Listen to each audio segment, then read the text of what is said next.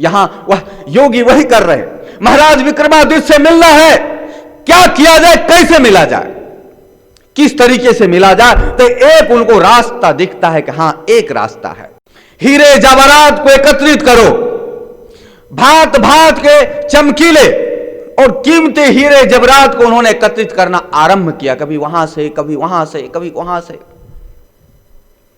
अपने तप और तपस्या का प्रयोग करके,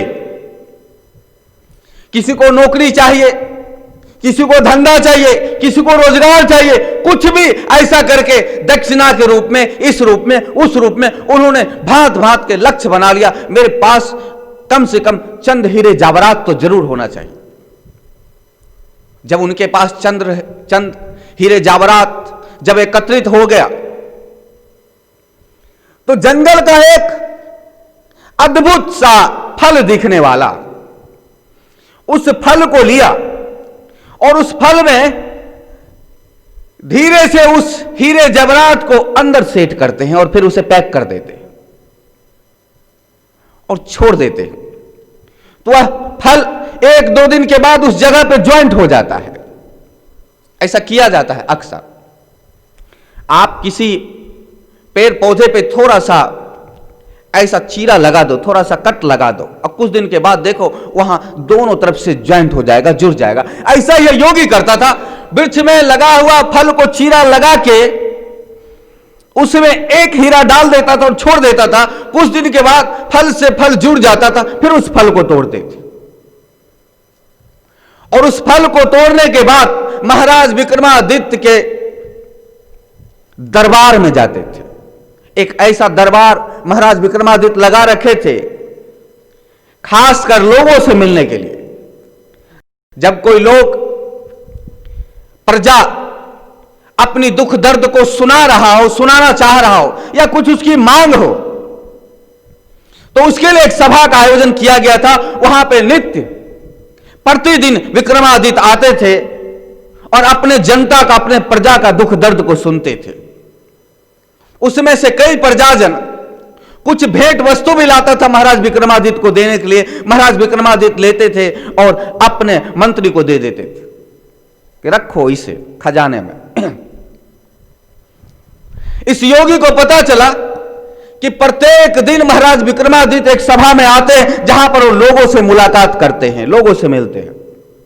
इस योगी ने सोचा हम भी चलो महाराज विक्रमादित्य से मिलेंगे। उसी सभा में, उस सभा में आता है, सब याचना करता है, अपने अपने दर्द और दुख को सुनाता है। जब इस योगी का नंबर आता है, यह योगी मौन होकर, चुप होकर एक फल महाराज विक्रमादित्य के हाथ में दे देते हैं और चले जाते हैं। पहली बार जब महाराज विक्रमादित्य के हाथ में वो फल आता है, तो एक नॉर्मली, एक साधारण सा फल समझा, ठीक है सन्यासी है, योगी है, एक फल वस्तु लाया, ये बेचारा भेंट भी क्या करेगा, तो एक फल लाया, ठीक है। उस फल को मंत्री की तरफ दे दिया। मंत्री ने क्या किया, उस फल को खजाने के पास एक कचरा का पेटी था, वहां रख देता था। दूसरे दिन फिर सभा लगी, वह योगी फिर आया, फिर महाराज विक्रमादित्य के हाथ में एक फल दे दिया। तीसरे दिन फिर योगी आया, सभा लगी हुई थी, महाराज विक्रमादित्य के हाथ में एक फल दे दिया। महाराज अब विचार करने लगे। एक दिन गया कोई बात नहीं, दूसरे दिन गया कोई बात नहीं, तीसरे दिन आया, थोड़ा विचार करने लगे। यह योगी मांगता कुछ नहीं है, कहता कुछ नहीं है, पूछता कुछ नहीं है, बोलता कुछ नहीं है। आता है, मुस्कुराता है, मेरे हाथ में एक फल रख देता है और चला जाता है। अब जिज्ञासा महाराज विक्रमादित्य की थोड़ा बढ़ने लगता था, थोड़ा पूछ ले भाई महाराज कहां रहते हैं आप, कहां आपका आश्रम है, कहां आपका कुटिया है, प्रतिदिन आप आ रहे हो, एक फल मुझे दे रहे, यदि कुछ आपकी मांग हो तो कहो। यह अंदर से विक्रमादित्य के अंदर उठ रहा था प्रश्न। सोचे ठीक है, समय आएगा, अनुकूल समय होगा तो मैं पूछ लूंगा। ऐसा करके कल फिर विक्रमादित्य की सभा लगी। जब विक्रमादित्य की सभा लगी, वह योगी फिर आया, फिर एक फल दिया और चलता बना। विक्रमादित्य की बेचैनी बढ़ती रही। ऐसा 4-5 दिन, 6 दिन, 7 दिन, 8 दिन ऐसा चलता रहा। फल आया, दिया, गया, फल वो लाए, हाथ में दिया और गया। अब विक्रमादित्य की रातों की नींद उड़ गई। वह योगी की मुस्कुराहट, हाथ में फल देना, कुछ ना कुछ उसे अजूबा लग रहा था, कुछ ना कुछ उसे रहस्य लग रहा था। महाराज विक्रमादित्य अपने सेवक से कहते, भाई वह योगी जो नित्य फल लेकर आता है, उस फल को लाओ यहां पर। तो एक फल जो आज देकर गया उसको लाया जाता है। महाराज विक्रमादित्य ने तलवार से काटा और जैसे ही काटते तो उसके अंदर से एक कीमती हीरा निकलता है। आश्चर्यचकित हो जाते हैं विक्रमादित्य, बोलते इसके अंदर हीरा? बोलते वह तमाम फल लेकर आओ जो अभी तक योगी लेकर आया था। उस तमाम फल को जब महाराज विक्रमादित्य के सामने लाया जाता है, काटा जाता है, हर फल के अंदर से एक कीमती हीरा निकलता है। कुछ फल सड़ गए तो वहां पे सड़ा हुआ फल के अंदर भी चमकता हुआ हीरा दिख रहा है। अब आश्चर्य का ठिकाना न रहा। महाराज विक्रमादित्य विचार करने लगे, हद होगी, इसमें तो तनिक भी संशय नहीं है, वह योगी मुझसे कुछ लेने के लिए तो नहीं आता है। इतना कीमती कीमती हीरा वह मुझे भेंट कर रहा है, तो मुझसे कुछ भौतिक वस्तु का तो कुछ डिमांड नहीं होगा, कुछ मांग नहीं होगा।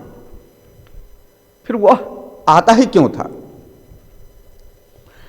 जिसके पास इतनी कीमती हीरा हो उसे मैं और क्या भेंट दे सकता हूं? वह भेंट करता ही क्यों था? और जब भेंट करना ही था तो मुझे ऐसे ही हीरा दे देता कि लो महाराज ये हीरा सब आप रख लो। वो फल के अंदर क्यों दिया? बोला भी नहीं कि फल के अंदर हीरा है। मैं हर दिन फल को लेता था और उधर फेंक देता था, हर दिन फल को लिया फेंक दिया। इस बात में कुछ तो दम है। मंत्रियों को कहते हैं कल देखना जब वह योगी आएगा, जब वह योगी आएगा तो मुझसे जरूर मिलाना। कल फिर सभा लगा, योगी आया, फल लेकर आया। जैसे फल महाराज विक्रमादित्य के हाथ में दिए, महाराज विक्रमादित्य ने उनके हाथ पकड़ लिए, बोले महाराज जी आप चाहते क्या हो? तो योगी बोलता है पहले आप वचन दो, फिर मैं अपना प्रयोजन बताऊंगा। तो बोले कैसा वचन? वचन यह कि जब तक मैं ना कहूं कुछ तब तक आप मुझसे कुछ पूछोगे नहीं। तो महाराज विक्रमादित्य कहते, थोड़ा विचार करने लग जाते। वो विचार कर ही रहे होते, इतने में योगी बोल पड़ता है। एक योगी से डर लग रहा है क्या? आपको वचन देने में कोई भय हो रहा है क्या? तो फिर भय हो रहा है तो फिर कैसा विक्रमादित्य? विक्रमादित्य का अर्थ क्या होता है? विक्रम मतलब वीर, बहादुर, जो कभी डरता ना हो, ऐसा वीर विक्रम। जो आदित्य का मतलब सूर्य, ऐसा व्यक्ति जो सूर्य की तरह तेजस्वी और प्रतापवान हो, वीर भी हो, तेजस्वी भी हो, सूर्य की तरह जिसकी कीर्ति यश हर तरफ फैला हो, हर तरफ फैला हो, हर प्रकार से फैला हो, ऐसा विक्रमादित्य सोच रहा हो। योगी बोल पड़ा। विक्रमादित्य कहते नहीं महाराज, बोलिए क्या चाहते हो आप? पहले वचन दो। हां मैं वचन देता हूं। तो कहते हैं, योगी ने कहा विक्रमादित्य से, आपके जिंदगी में से मुझे सिर्फ एक रात चाहिए, एक रात का समय आप मुझे दे दो। विक्रमादित्य ने पूछा किस लिए? आपने वचन दिया है, मैं वह रात कुछ भी कराऊं आपसे, हमारी मर्जी। आपको मैं जो जो कहूं आपको करना होगा, क्योंकि वह रात हमारी है, एक रात हमारी है, वह रात हमारी है, तो हम कुछ भी कराएं आपसे। चाहे झाड़ू लगवाए, चाहे पेड़ पौधे कटवाए, चाहे अपनी सेवा करवाएं, कुछ भी करवाएं, वह रात हमारी है। विक्रमादित्य ने कहा ठीक, एक रात का समय मैं आपको देता हूं, बताओ आपको कब और कहां चाहिए मेरा यह एक रात का समय?